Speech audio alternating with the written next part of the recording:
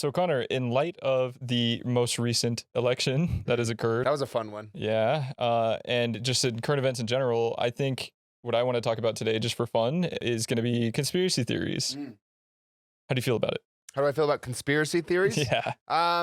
Depends on the conspiracy theory. I think, I think we know, especially in 2021, wow, that some conspiracies are true, right? Like, Sure. in fact, it's not even just that, like, there really can't be anyone anymore that says all conspiracies are bullshit because Epstein.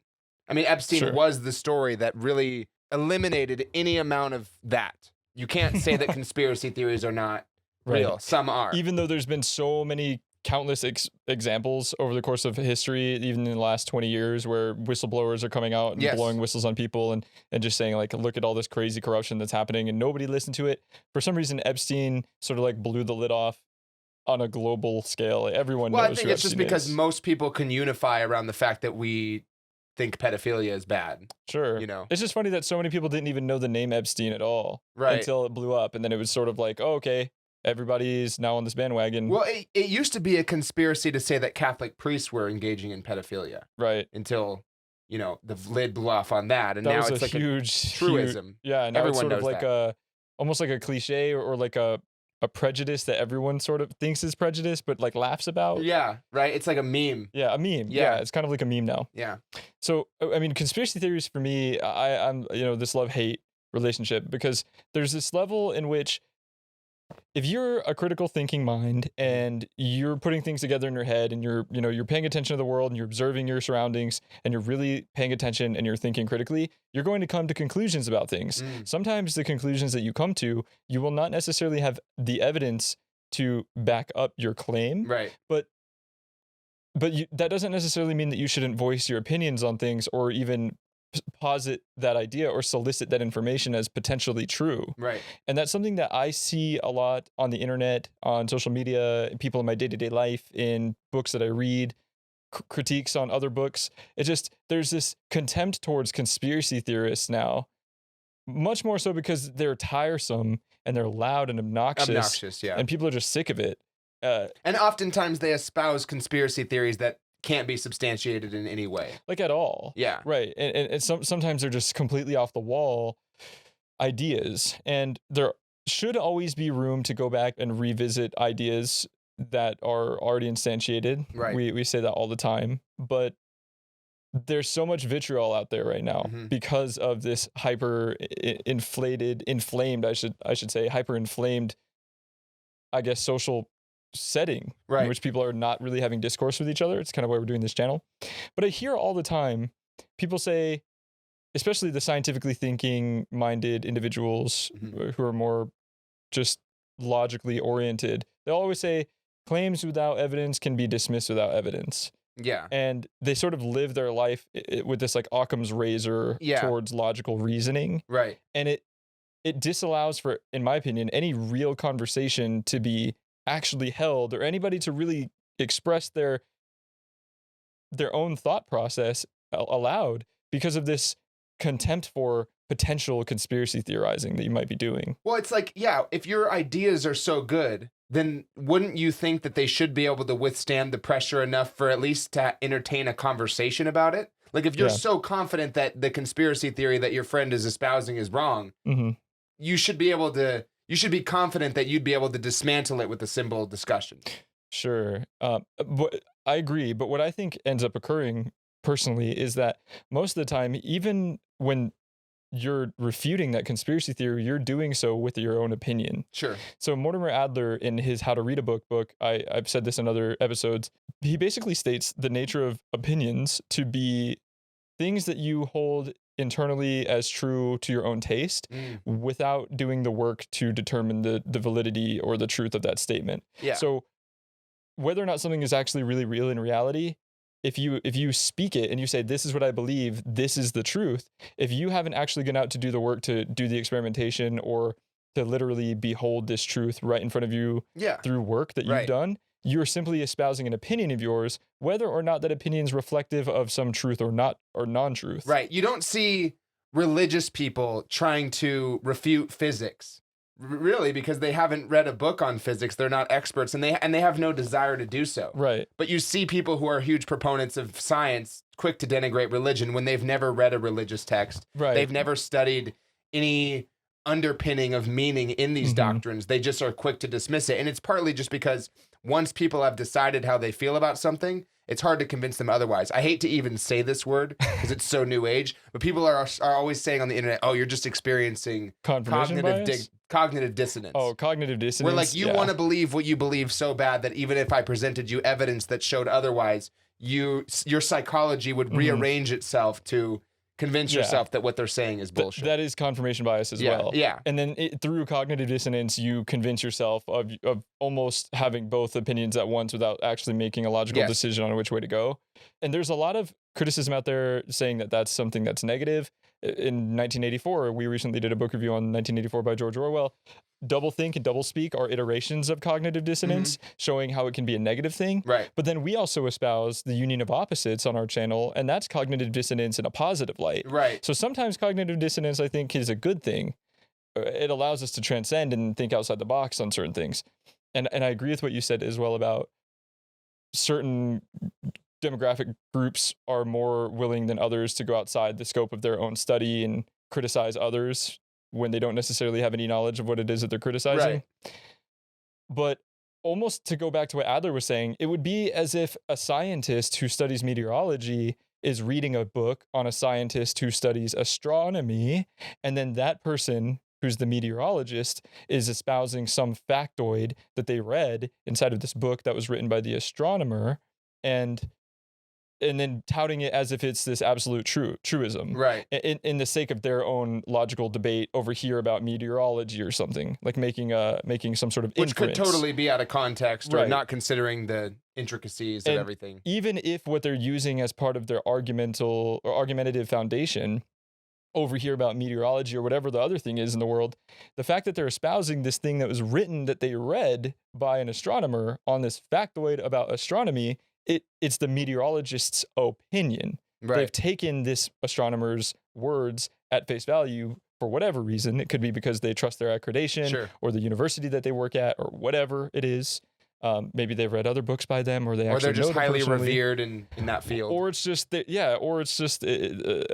adherence to the scientism as their own dogma. Yeah, sure.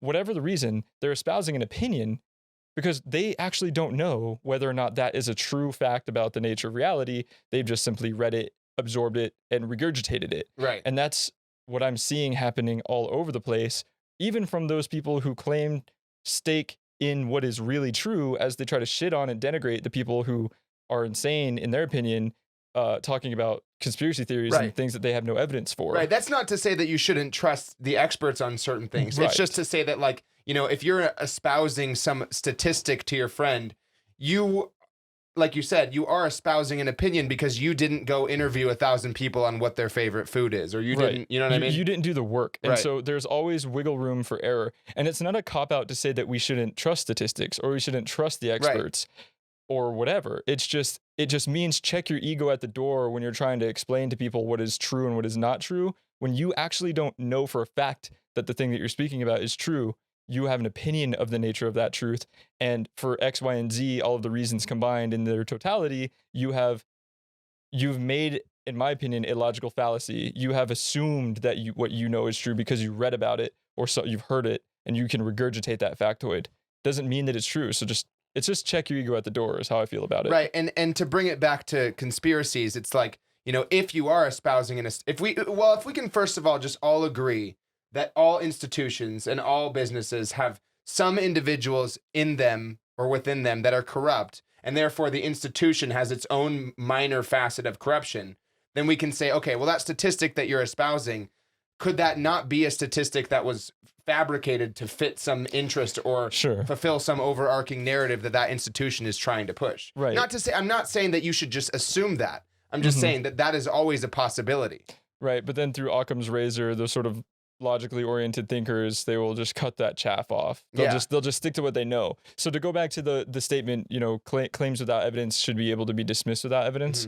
I also disagree with that, and I find that sort of reprehensible at times because although yes, that is true to a degree. If you tell me something and you don't bring evidence for it, I should be able to just kick it away. Like if you said that my wife cheated on me and there was no evidence, so I can just dismiss that, right? Right. It on one side of the coin that is true, but on another side of the coin, when I'm telling you that I have a hypothesis that I haven't actually instantiated as true through my experimentation or going out and fact finding, I'm just putting ideas together and coming up with these potential realities that I'm mulling about and having fun with. Your dismissal of the idea as false or meaningless or worthless comes from this adherence to evidence, right? It comes from this adherence to the positive reality around them that they can point to and say, okay, there's the truth. Right. But so much of these institutions, so much of these large corporations or these conspiracy theories, these larger than life, larger than any individual sort of scenarios and sets and settings in which we're having discussions are so much bigger than any of us at all that the perspective is lost even to those who have that claim to truth, who say that I'm correct and you're incorrect for your conspiracy theorizing. Right.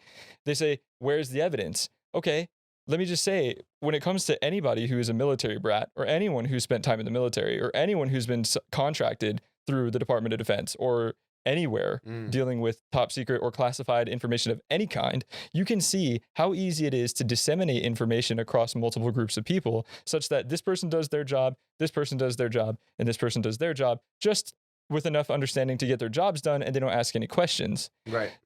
I'm digressing a little bit, but I'll come back to the point. No, I get what you're getting at. It's as if for conspiracy theories of, oh, so all of the scientists in the world are coming together to launch a rocket into space that actually just goes down on the other side of the ocean and everyone's just going to keep their mouth shut. We didn't actually go into space. We just shot a rocket into the ocean that exploded. Yeah.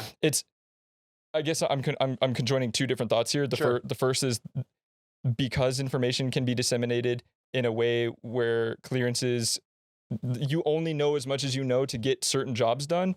That sort of thought combined with, in speaking about conspiracy theories, we only know what we know from our physical reality and the perception that we are almost allowed to have by the media and what actually is occurring in front of us. And sometimes things are larger than your perspective will allow you to see. Things are kept under wraps. People are murdered to be silenced. There are institutional problems that are bigger than you, that are over your head, that you can't necessarily see, that don't necessarily even have statistical analyses attached to them because they're so insidious or like sinister or underlying. Or just intricate. Yeah, or just completely, almost like in the episode that we discussed, the discourse episode of The Revolution Will Not Be Televised, we discussed how transcendent reality actually is, how transcendent society is. Right. And so things are just so intricate and interconnected that sometimes when you're speaking about one thing, it's within a domain of reference in which the evidence that could potentially support that claim lies outside the domain of that particular reference point, such that it's so difficult to just point at and say, this is the evidence for this claim I'm making. And I just want to say this too, real quick, that nobody actually only believes things through evidence. Right. You just don't. Point. If I call my mom and she says, oh, I just read this book, I believe her. You know, I trust that she read the book. I don't need a video of her reading the book or for her to tell me what the book is about or to test her or quiz her on the book. And you brought up the example of like somebody, like if somebody said that your wife is cheating on you, I just want to say it's probably beneficial for you to not just need evidence for that, because maybe they're telling you because they saw it happen. So that would be an instance where it's actually probably beneficial for you to follow a hunch of or follow the anecdotal perception of somebody else seeing it happen and dig deeper from there. That's another problem with today's era as well, is it's sort of like your word is bond. It's no longer a thing in the modern world, in the postmodern era. For one, because the institutions have been riddled and corrupted by this sort of postmodern, like phallogocentric, as Peterson talks about, but it's really true. Go read some Derrida, go read about deconstruction. The language is this tool that we can just manipulate. And so all the way at the very tippity top of the institutions, all the way down, trickled to just the way that we live our lives in society. Words are almost meaningless now.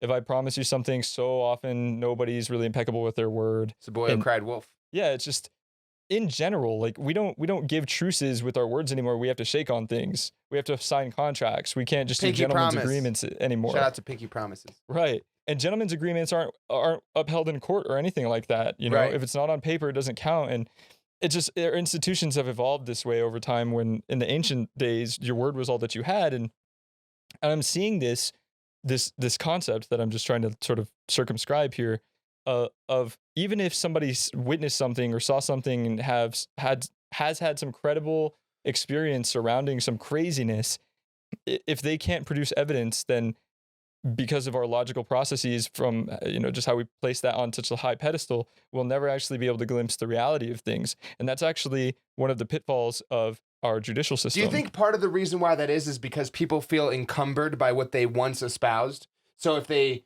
have to admit that they're wrong, it's like, oh, I just admitted that me saying this thing for 5 years was actually bullshit.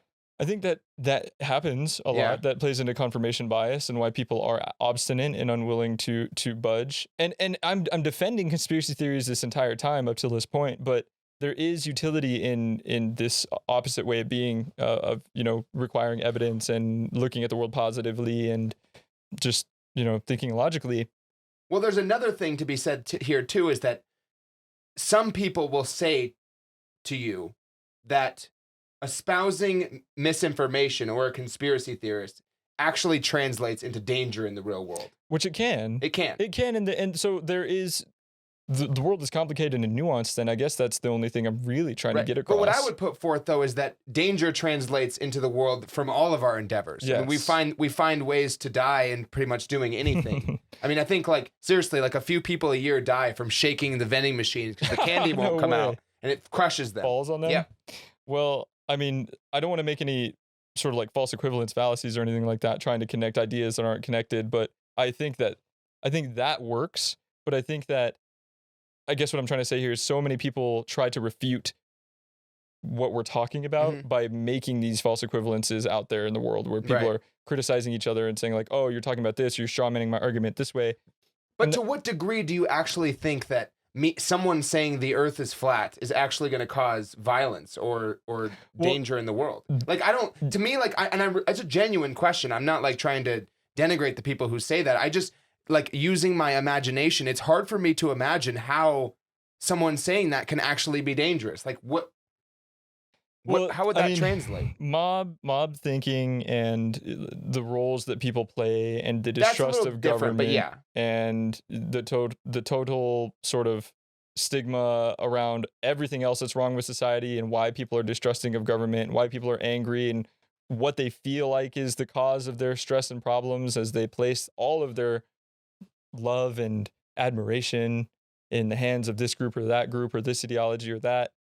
All together, this giant, weird, crazy cesspool, melting pot, pressure cooker can turn violent in any way, shape, or form. And sometimes we have to be careful of the things that we say and the things that we do, because things will get away from us quickly, and that's evident from even just, we talked about Peterson earlier in this episode. But you don't think being angry at somebody is warranted because they just happen to be dumb and they think the earth is flat, or not dumb, but just misinformed, I would say. I mean, I suppose a lot of the time when people are feeling angry at that, it's something within themselves that they're unconscious about, that they're not really paying attention to, that they're projecting outwards on these people that they're just calling idiots.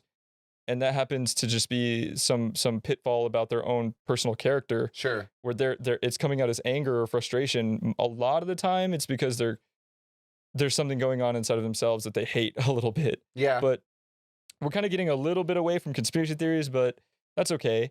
Well, I was just curious about the actual real world danger of conspiracy theories, and if you think that it exists to a great extent. There's so much danger out there if you just buy into every conspiracy theory. Yes, I agree. Because your behaviors and your actions and how you actually inculcate and teach the youth and just how you behave and the things, I don't know, that there's room for you to cause damage because you're unraveling certain social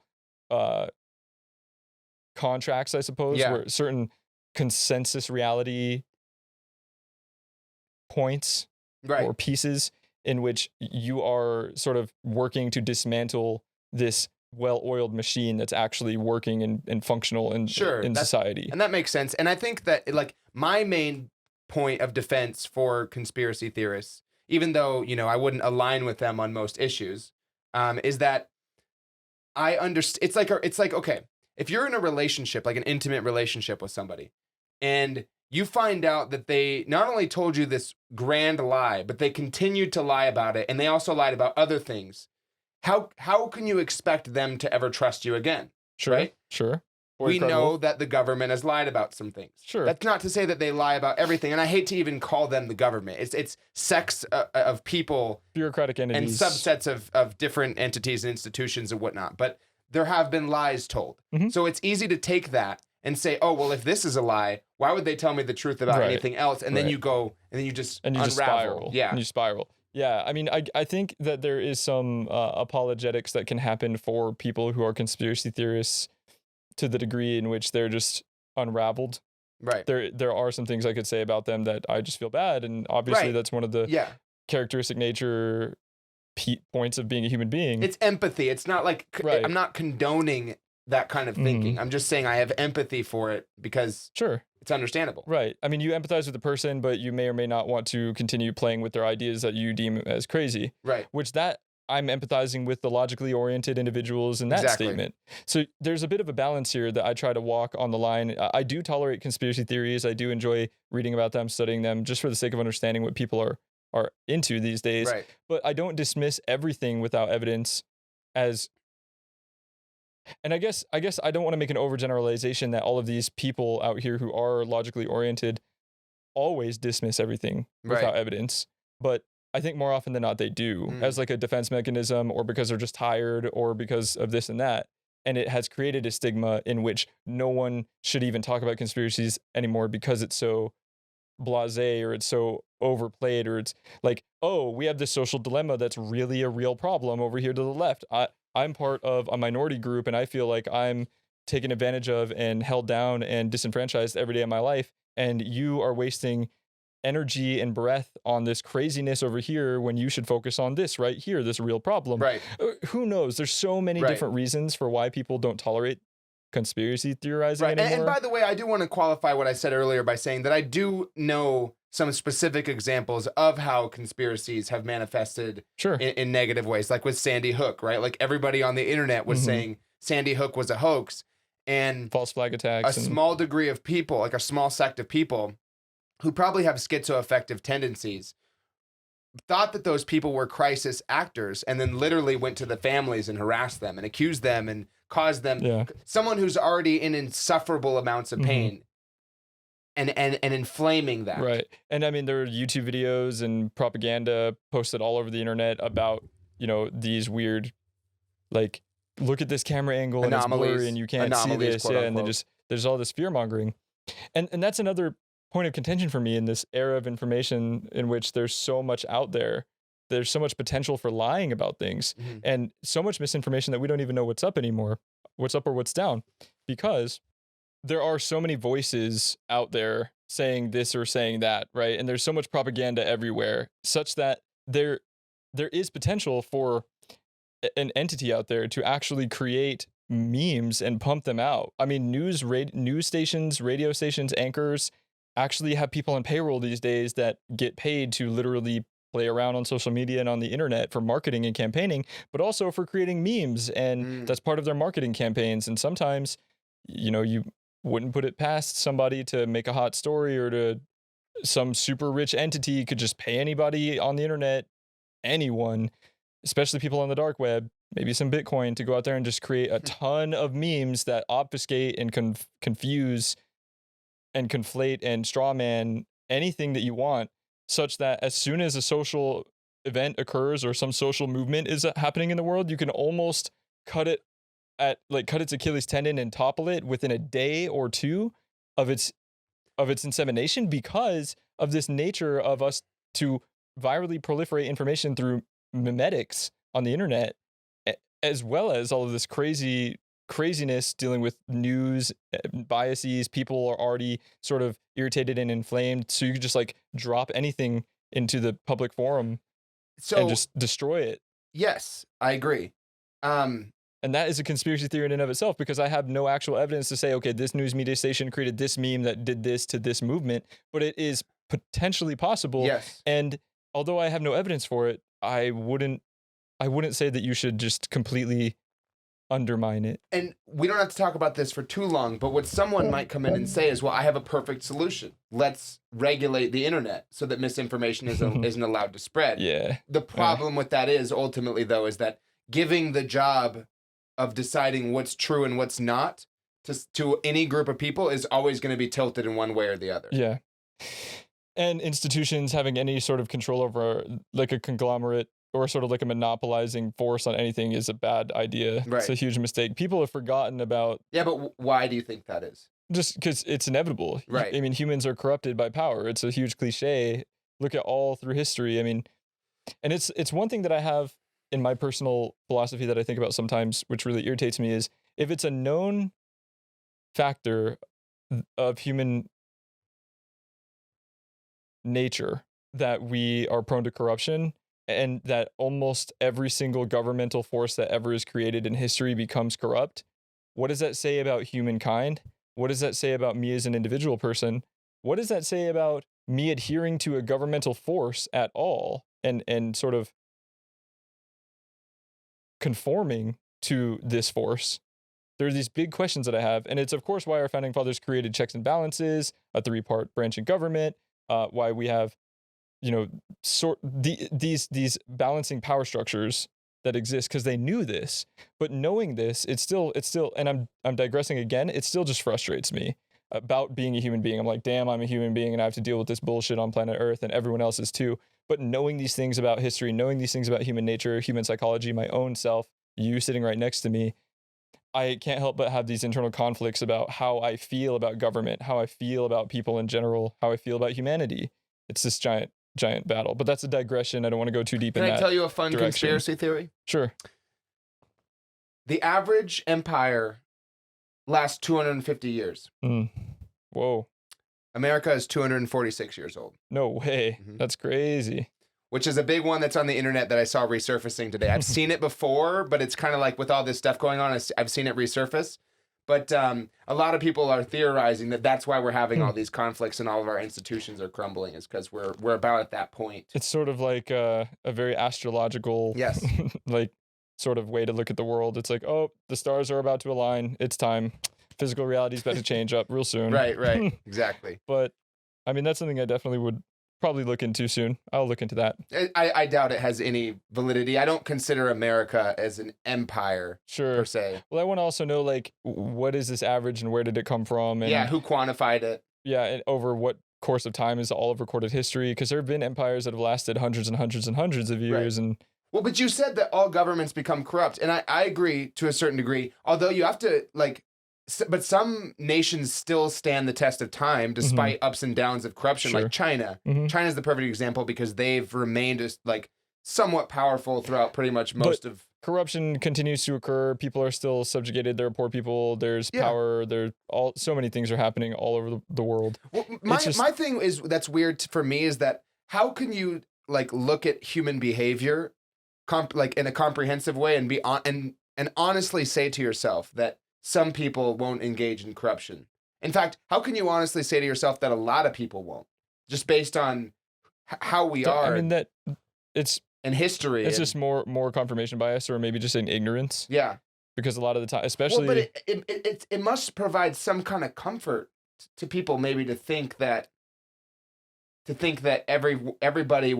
nobody would ever deceive them. Well, I think that's why like Jungian depth psychology is so profound for the people who start to actually engage with it, or why Jordan Peterson talks so heavily about it, or why any philosophy is so important, or why anything about anything dealing with personal growth and development is so powerful and important, is because you're just not aware of these parts of yourself that are dark and demented. It's like everyone wants to feel as if they won't pull the trigger on that person across the room from them, and they'll denigrate guns, and they'll say, oh, we need to get rid of this or that, or we need to become different this way or that way, but they don't really ever want to recognize the truth of their own human nature. Do you remember who wrote The Average Men, or Average Men, where he interviewed people who were like, Nazi prison guards or Gulag prison guards, and they were like really normal people. They had families, You know, they had. Oh no. I know what you're talking about, but I don't know. Well, that's just to substantiate your point. Like Yeah. everybody, but you're a part of the human race, and the Yeah. human race has the capacity for atrocity, and therefore, at some deep level, you also have that capacity. Exactly. And the way that people have brought it out of individuals in the past is incremental, like encroachment. Mhm. Like at first we're just gonna have you round up this group of people, and then now we're gonna have you not give them as much food. I mean, it and just slowly Right. deteriorates, especially when you descend into hell that way and you're not really paying and attention if to you what's fight happening. us, you lose your job, and we'll send you to the gulag. you Yeah, know? I mean everything. It's like being slow cooked in the boiling pot of water. Right. You're a frog being slow cooked, right? That's Right. old. That's old idiom or whatever it is, cliche.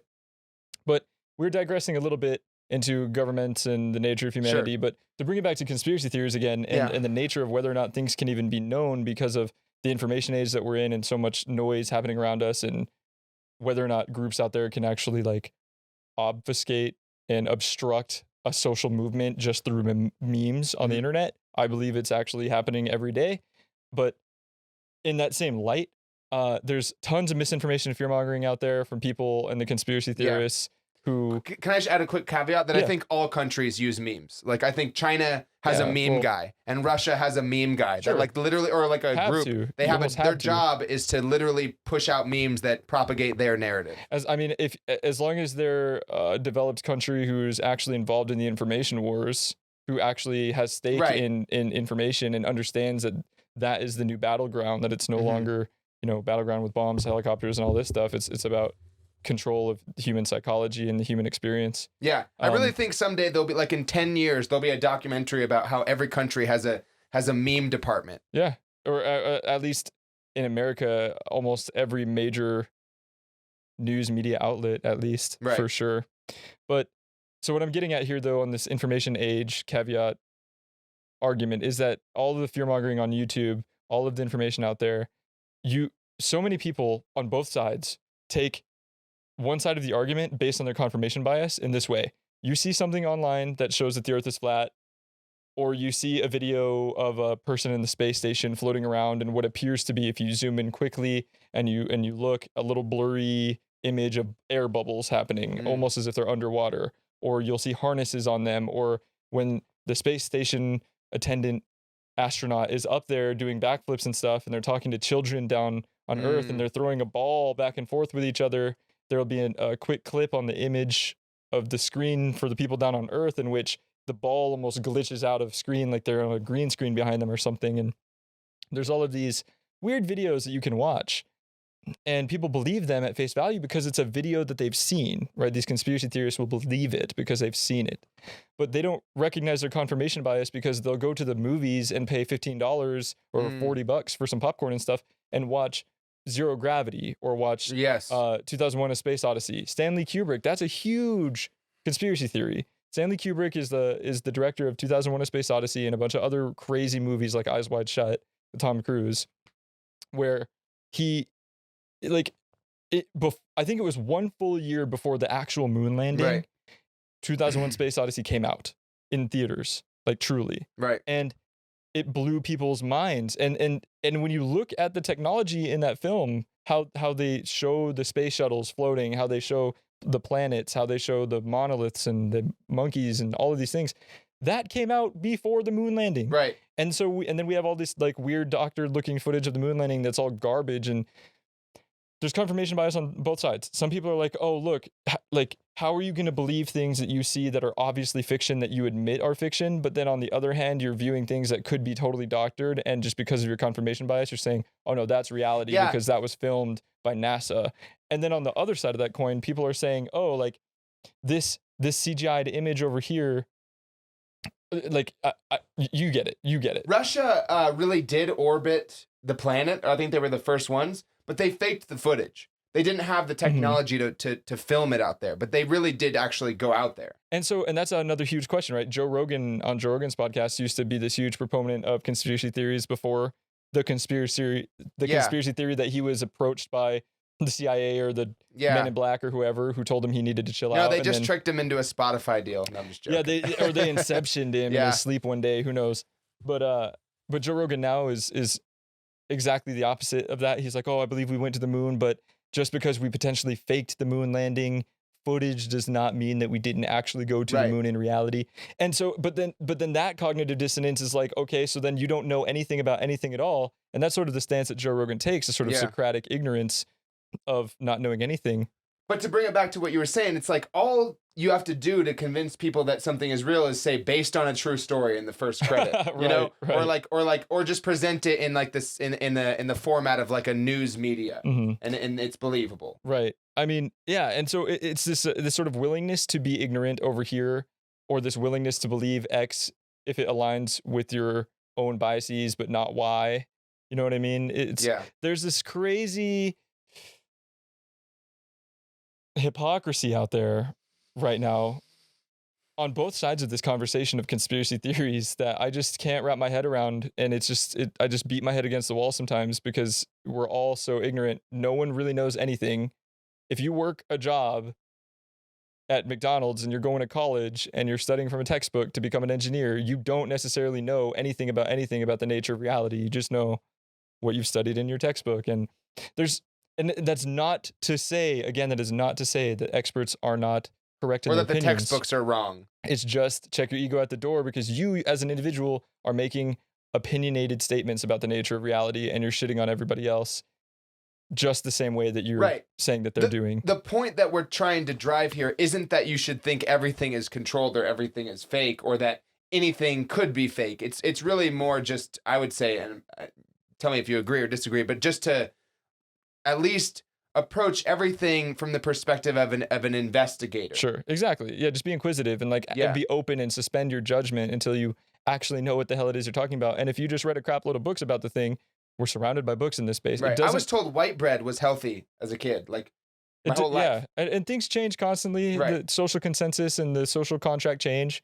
I'm not saying that's a conspiracy. I'm just saying that's like things change in the consensus. Right. And if you're always going to follow the consensus, then you're just for better lack of a better term, like a sheeple person, truly, because literally just 20 years ago they said you shouldn't feed your child breast milk. You should use formula. Right. And then now it's all about breast milk. But ask any of the old folks, ask anybody who's 60 or 70 years old right now. In their era, they were told to use formula and not breast milk.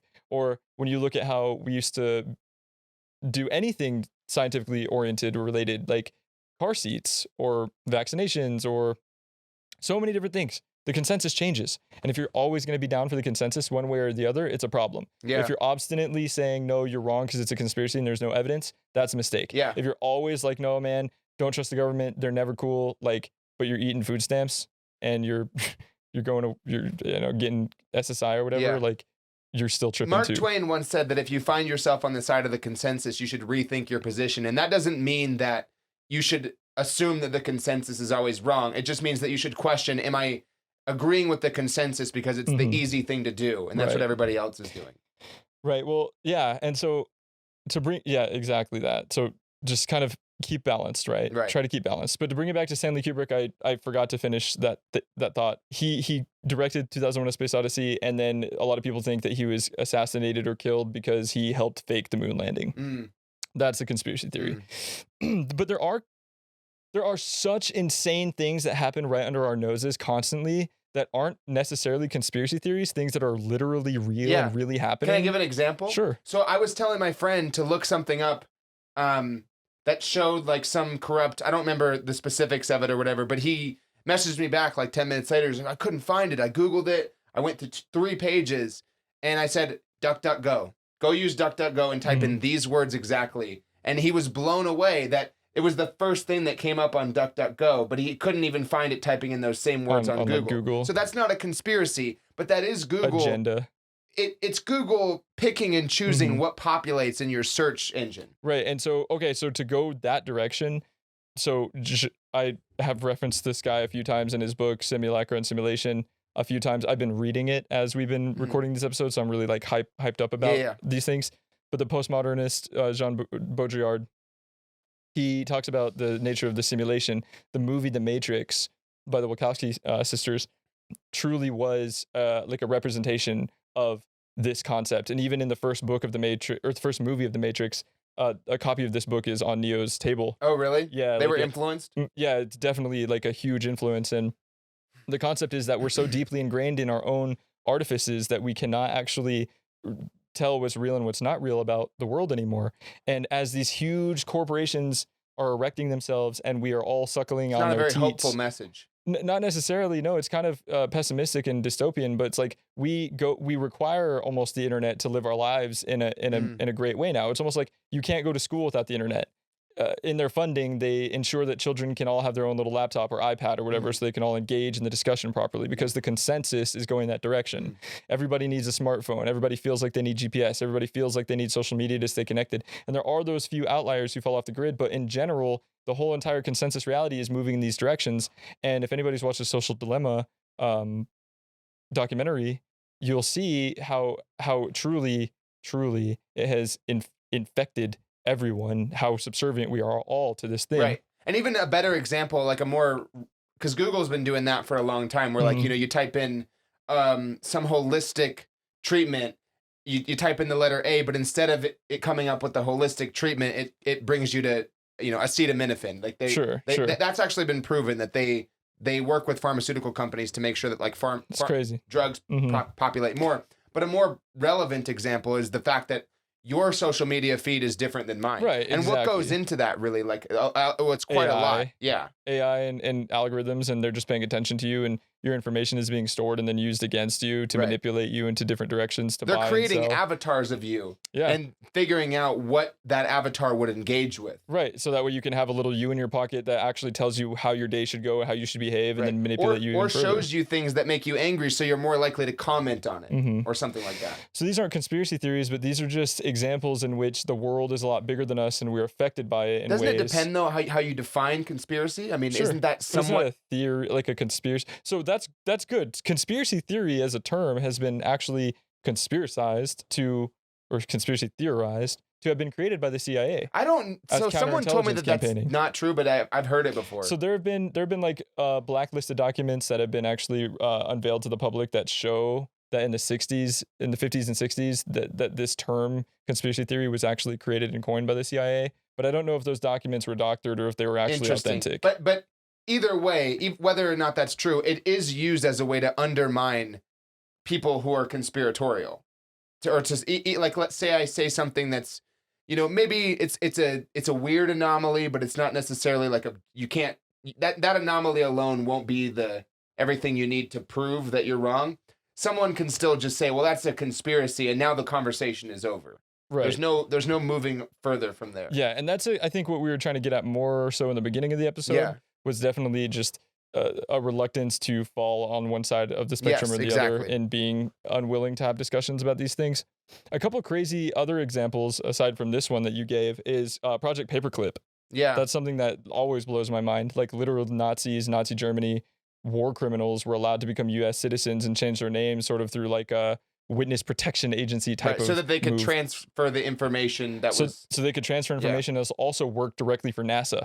Like directly for NASA. So not only were they given asylum, but they were given these high-end positions. In positions in which they are, to the general person, usually given high esteem, or at least in the way that their words and experiments and scientific data and representation of the nature of reality is affecting our perception of the nature of reality. That's insane to me. Or Bohemian Grove. Gulf of Tonkin. Yeah, so many different things out there that are truly true. Bohemian Grove isn't really a conspiracy, though, because it doesn't seem to secretive. Yeah, it was secretive, but it doesn't, as far as we know, nothing that they do really translates out into the world, as far as we know. And again, so there's that level of like ignorance in which you're not a part of the boys club, so how could you ever know? Right. You know what I mean? Things are kept tight under wraps all the time. It's not hard to disseminate information and control information. But again, I mean, I just really wanted to do this episode. We got to wrap it up here in just a moment, but I just wanted to give a couple examples of conspiracy theories, which we've done a little bit. Obviously, everybody already knows some of the ones that we already gave. I did want to talk a little bit more about like Alex Jones and David Icke, and how to answer your question earlier, how can conspiracy theories sometimes affect reality in such a high level as people like Alex Jones and David Icke have, and Eddie Bravo and all these other crazy dudes. we should almost do a second part to this video. I agree. Or episode, sorry. Because I wanted to talk a little bit about like whether or not it's pragmatic to assume transparency or not. Mm-hmm. Like, because to a certain degree, I think that you shouldn't assume malintent unless a reason is given, unless something happens that would lead you to believe that this institution or this person would deceive you. Right. And that's like how you can tend to spiral if you don't have that sort of like leveling balance to hold you down a little bit, to ground you. You can spiral hardcore. Right. Yeah, we should talk about that again in another episode for sure. I wanted to talk about not Project Paperclip, but MK Ultra experimentation. We should do that on the next episode. TLDR, brief quick summary, just to sort of throw the line out there for anybody listening. MK Ultra is that crazy idea in which the government was literally trying to learn how to mind control people and tap into supernatural abilities by giving people drugs of all sorts and sizes and calibers. Channeling and what's it called? Remote viewing, clairvoyance, chakras, like literally all of it. If you've ever watched Stranger Things, what Elle can do when she closes her eyes and goes into that static realm where she can see things, that's literally like a almost Hollywood-esque representation of MK Ultra. What they were trying to do, at least. Stealing children from young ages and then experimenting on them and humans is like... I swear it's part of Project Paperclip too, but... And I also want to talk about to what degree we think conspiracy theories are fun, even though they're oftentimes horrible, you know? Sure, yeah. So there's a lot more to be said on this topic, whether or not we should tolerate conspiracy theories, engage in them, if they are allow actually... them to propagate on the internet. Right, if they are really dangerous, if they do cause actual real problems in the world, or should they be shooed away? Should we, you know, how should we be about these things? This is big questions, and there's a ton of directions in which you can go. Obviously, we kind of went all over the place in this episode, but yeah, I think that's a good stopping point for now, and we can pick it back up again in the near future. But if anybody has any questions or want to give us some conspiracy theories that you want us to talk about, or maybe you just have some questions for us or whatever, don't hesitate to drop them into the comment section, and we will be there, get them for you. So with that, we're just going to pick up on episode 2 in the near future. Thank you all for listening and tuning in, watching. You know where to find us. We're on all major streaming platforms. If you would like links to each location specifically, please visit the YouTube episode in the description. There will be a list of links for you to find your way to wherever it is that you're trying to go. And share it. Please if you like it. Comment, subscribe, share if it's something you feel like you really enjoyed or somebody else in your life would enjoy or benefit from. Please like, comment, sub, and share. And with that, we thank you for joining us and continuing the great conversation.